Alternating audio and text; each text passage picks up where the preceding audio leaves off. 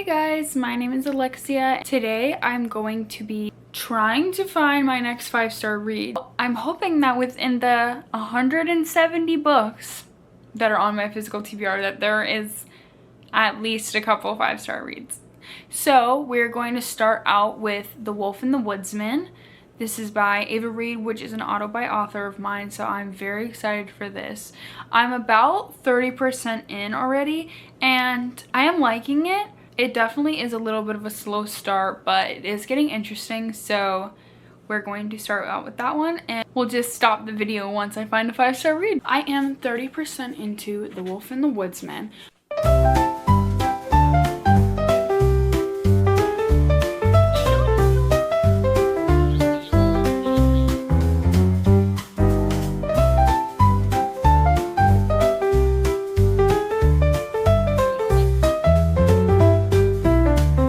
Our main girl lives in the pagan village and she's the only one who doesn't have power. And the seer of the group is always sacrificed to the woodsman. The fellow villagers decide that they are going to trick the woodsman and sacrifice the main character to send away instead of the seer. I love Ava Reid's writing, and I'm buddy reading it with Maddie.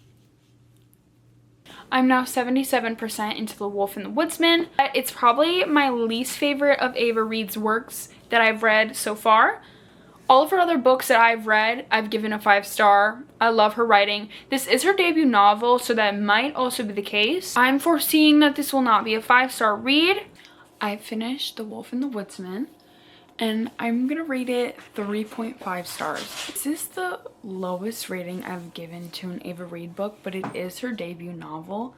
The plot just felt kind of messy, and a lot of the characters felt like they weren't fully formed. I don't see either of these things happening in her other novels, so I guess it was just a one-time thing. I actually tried to read this like a year ago, and I kept falling asleep. Like, I fell asleep 5 times trying to read this within the span of like 2 days.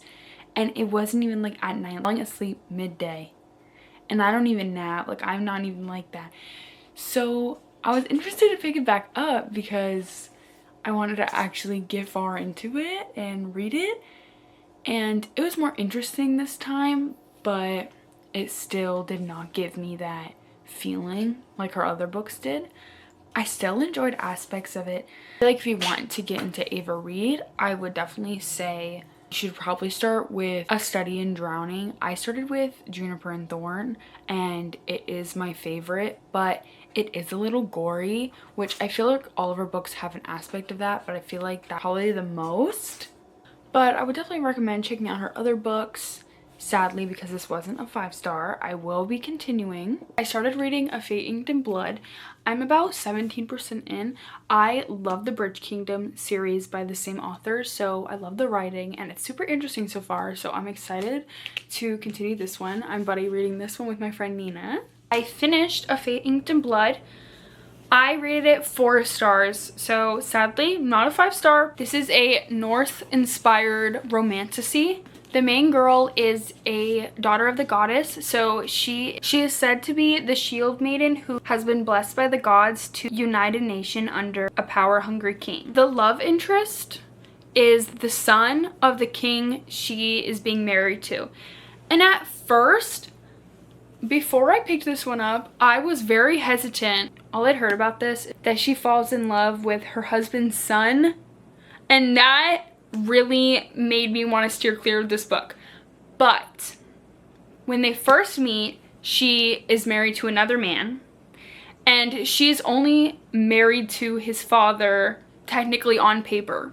So there's nothing too weird going on. I did really like this book. I will continue the series. I read The Bridge Kingdom by this author and I love it with my whole heart and soul. The second book, The Traitor Queen, it lives inside of me. I think of it quite frequently, and it's just so amazing.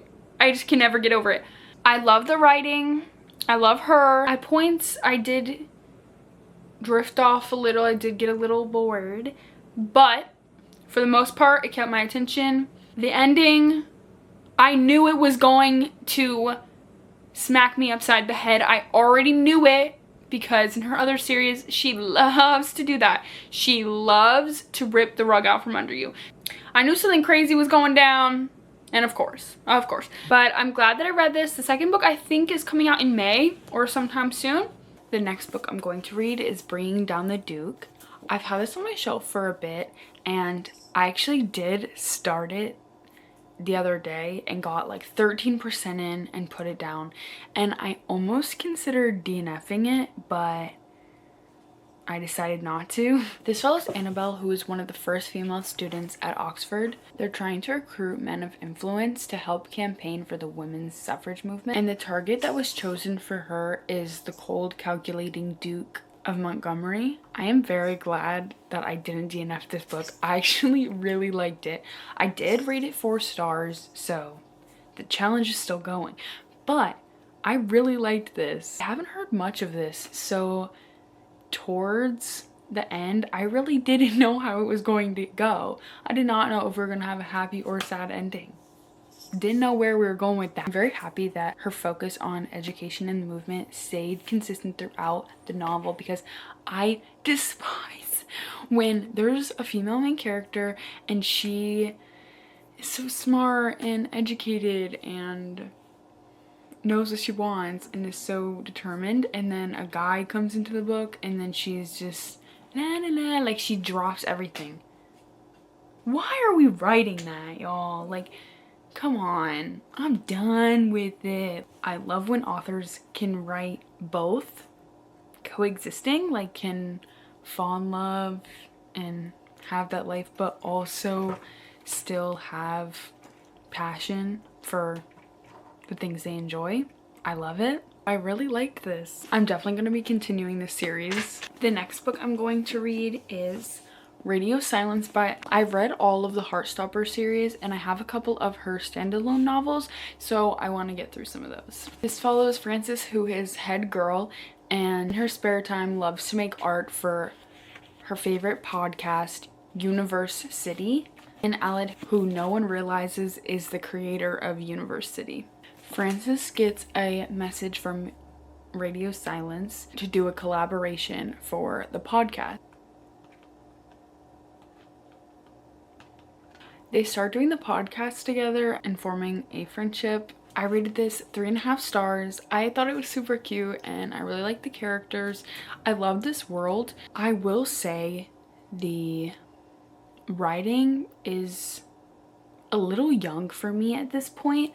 I really liked Heartstopper when I first started reading it a couple years ago. I just love those characters because I've been reading them for so long, but I don't normally gravitate towards books that have characters who are in high school or even college.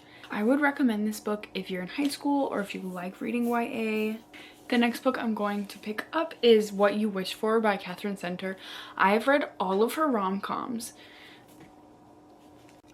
So far, every book that I've read by her has been a 5-star, so I have high hopes. This follows Samantha, who's a school librarian. Duncan is the new school principal at the school she works for. They used to be coworkers at the last school she worked at, and she had a big crush on him. I'm about 20% in right now. I finished reading What You Wish For, and we did it! We found a 5-star read. Ah! Now, I knew Catherine Center was gonna do it! Girl, you have done it again. This has a trope that I've just been loving recently. 2 people have known each other for years, whether they stay friends or they haven't seen each other. In this book, the main characters haven't seen each other in 4 years, and they used to be co-workers, and now they're co-workers again. And he's very different from what she remembers. He used to be very like bubbly and fun, and now he is the complete opposite. So she's trying to figure out what's going on. I have been loving books where the characters have known each other for years and either they haven't seen each other or spoken to each other for a while, or they've been friends this whole time and then they start to act on the feelings that they've had forever. I've just been eating it up. This had some of that in here, which, girl, I'm loving it. I love it. This had some heavy topics in it, but she writes so beautifully. I even cried at the end. I have not cried from a book in a while. They haven't provoked that feeling out of me in a bit. So for that alone, I'm like, girl, you did it. Girl, you did it. The romance and the whole everything. All of the characters were just so good. Girl, I'm gonna read everything you write ever. Out of 5 books on my physical TBR, I found a 5-star read, which I think is good.